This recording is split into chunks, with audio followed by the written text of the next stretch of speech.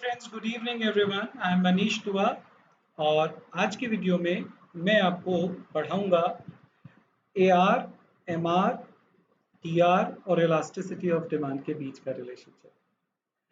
देखिए, क्या रिलेशनशिप है उसको शुरू करने से पहले आपको एक छोटा सा इंफॉर्मेशन देना बहुत ज़रूरी है कि हम अनअकैडमी पर हमेशा न्यू बैचेस के साथ आते हैं। हर महीने हमारे नए बैचेस शुरू होते हैं। तो अभी सी एस फाउंडेशन, जो C S double E T हो गया, C S double E T का भी एक नया बैच जल्दी हम लोग जुलाई के महीने में लॉन्च करने वाले हैं। तो जिन बच्चों ने अभी तक ज्वाइन नहीं करा है और ज्वाइन करना चाहते हैं, they are most welcome to join C S double E T.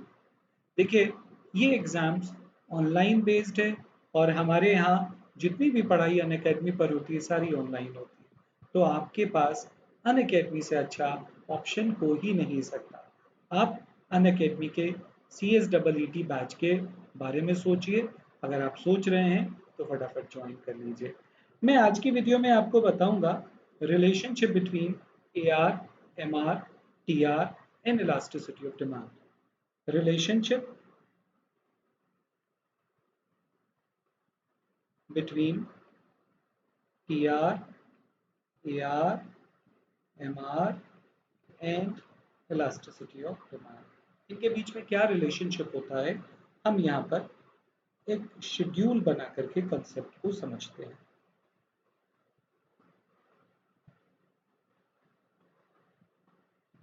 यहाँ पर मेरे पास प्राइस है, यहाँ पर आउटपुट है। प्राइस और आउटपुट को मल्टीप्लाई करेंगे तो टोटल रेवेन्यू आ जाएगा। ये मेरे पास मार्जिनल रेवेन्यू है, एवरेज रेवेन्यू है और ये लास्ट में मेरे पास है इलास्टिसिटी ऑफ डिमांड। ठीक है, ये लाइन थोड़ी सी टेढ़ी हो गई है, तो टेढ़ी लाइन और टेढ़े लोग मेरे को अच्छे नहीं लगते, इसलिए मैं इसको सीधा कर देता हूँ। लाइन को तो सीधा कर सकता हूँ, व्यक्ति को सीधा करना मेरे हाथ में नहीं है। जो टेढ़ा है वो मेरा है, ऐसा जरूरी नहीं है। देखिए, 9 रुपया दाम था तो कुछ नहीं खरीदा गया। दाम जैसे ही गिरा 1 यूनिट खरीदा गया। जैसे ही दाम और गिरा 2 यूनिट खरीदा गया। दाम गिरता गया, डिमांड बढ़ती गई। 3, 4, 5, 6, 7 और 8। प्राइस गिर रहा है, डिमांड बढ़ रही है। तो ऐसा रिलेशनशिप कहाँ देखा जाता है?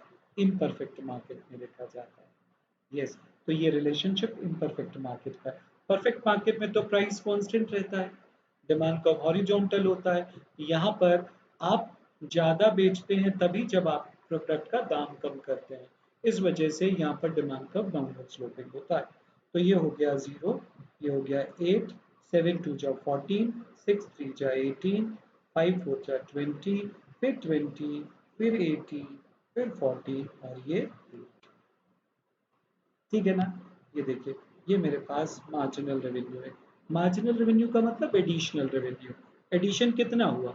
0 से 8 पर आए तो एडिशन 8 का हुआ, फिर 8 से 14 पर आए तो एडिशन 6 का हुआ, फिर 14 से 18 पर आए तो एडिशन टोटल रेवेन्यू में 4 का हुआ और फिर 2 का फिर एडिशन नहीं हुआ। 20 और 20 0, कोई एडिशन नहीं हुआ। फिर 18 से 20 से 18 एडिशन तो नहीं हुआ, ओवरऑल कम हो गया, तो मार्जिनल रेवेन्यू 2 यूनिट से कम हो गया। फिर ये 4 और फिर ये 6 यूनिट से कम हो गया। अब आ जाइए एवरेज रेवेन्यू। देखिए, एवरेज रेवेन्यू होता है टोटल रेवेन्यू अपॉन में क्यू।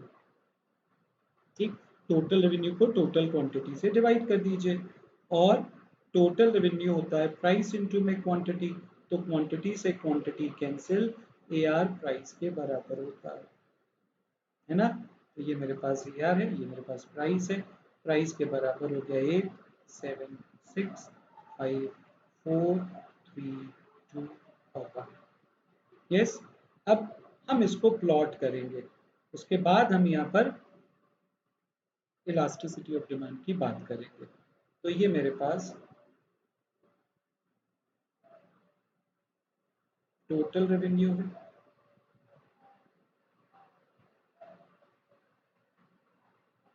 जहां पर टी आर मैक्सिमम है वहाँ पर हमारा एम आर जो है वो ज़ीरो है। देख रहे हैं आप, यहाँ पर एम आर ज़ीरो है, जहाँ पर टी आर मैक्सिमम है। अब एक डाउट आता है दिमाग में कि सर एक बात बताइए, मैक्सिमम तो यहाँ पर भी है, इस पर्टिकुलर पॉइंट पर भी है 20 है, तो मैक्सिमम इसी को क्यों बोलते हैं आप? तो मैक्सिमम वो पॉइंट होता है जहां पर पहुंचने के बाद कर्व जो है गिरना शुरू हो जाता है। तो कर्व इसके बाद गिरना शुरू होगा, तो ये मैक्सिमम पॉइंट है। यहाँ पर थोड़ी देर के लिए टी आर जो है वो हॉरिजॉन्टल हो जाता है, स्लोप जीरो। टी आर का स्लोप क्या? M R. M R zero हो जाता है, यानी कि स्लोप जीरो, तो कर्व हॉरिजॉन्टल। तो यहाँ पर थोड़ी देर के लिए कर्व हॉरिजॉन्टल हो जाता है। और ये मेरे पास है आपका A R curve. A R curve को हम लोग डिमांड कर्व भी बोलते हैं, ये सुनो। और आपने ये पढ़ा है कि डिमांड कर्व के ठीक बीच में इलास्टिसिटी वन होती है, और यहाँ पर इलास्टिसिटी कैसी होती है? Greater than one. और यहाँ पर इलास्टिसिटी कैसी होती है? Less than one. तो जब इलास्टिसिटी थी ग्रेटर देन वन, तो एम आर कैसा था? पॉजिटिव। तो यहाँ देखिए, यहाँ से लेकर 8 6 4 3 4 2 यहाँ तक आपका एम आर जो है वो पॉजिटिव है। तो यहाँ तक इलास्टिसिटी होगी ग्रेटर देन वन। जब आपका एम आर जीरो है, यहाँ पर इलास्टिसिटी कितनी है? Equal to one. और उसके बाद जब एम आर नेगेटिव हो जाता है, तो इलास्टिसिटी जो है लेस देन वन हो जाती है। इसको समझाने के लिए हमारे पास एक रिलेशनशिप भी है, M R is equal to A R E T minus one upon में ई टी। ये रिलेशनशिप है। अगर आप ध्यान से देखें तो हमारे पास यहाँ पर एम आर, अगर मैं एम आर की वैल्यू को, सॉरी, यहाँ पर मेरे पास इलास्टिसिटी है। अगर मैं इलास्टिसिटी ऑफ डिमांड की वैल्यू को वन रख देता हूँ, वन रख दीजिए यहाँ पर, तो वन माइनस वन जीरो, पूरा टर्म जीरो। तो एम आर की वैल्यू क्या हो जाएगी? जीरो। अगर मैं इलास्टिसिटी की वैल्यू को रख देता हूँ फाइव, यानी कि एक से बड़ा, तो five minus one four, four upon five, value positive में आएगी एम आर की, तो एम आर जो है वो पॉजिटिव होगा। और जब इलास्टिसिटी की वैल्यू आप लेस देन वन रखेंगे, माइनस पॉइंट फाइव रख दीजिए। जब हम यहाँ पर इलास्टिसिटी की वैल्यू रखते हैं तो नेगेटिव को इग्नोर करते हैं। अगर आप नेगेटिव को इग्नोर नहीं करते, तो पहले वाले केस में आपके पास आंसर क्या आता? माइनस सिक्स बाई में फाइव, यानी कि लेस देन वन। तो हम जब कभी भी कोई भी कैलकुलेशन करते हैं ना, तो हम नेगेटिव साइन को इग्नोर करते हैं इकोनॉमिक्स में। तो हमने इसको इग्नोर कर दिया।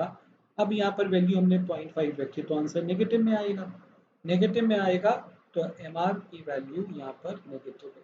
तो ये हिस्सा जो है एम आर का, जो आप देख रहे हैं यहाँ पर नेगेटिव में, इस वक्त इलास्टिसिटी कैसी है? Less than.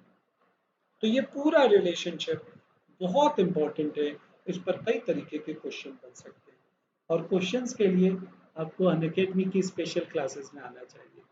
बहुत बेहतरीन क्लासेस होती हैं, और बहुत मस्ती करते हैं हम लोग, पढ़ते भी हैं, मस्ती भी करते हैं, और इसी तरीके से आगे बढ़ जाते हैं। तो मैं आपका इंतज़ार करूँगा। आइए, जुड़ते जाइए। धन्यवाद।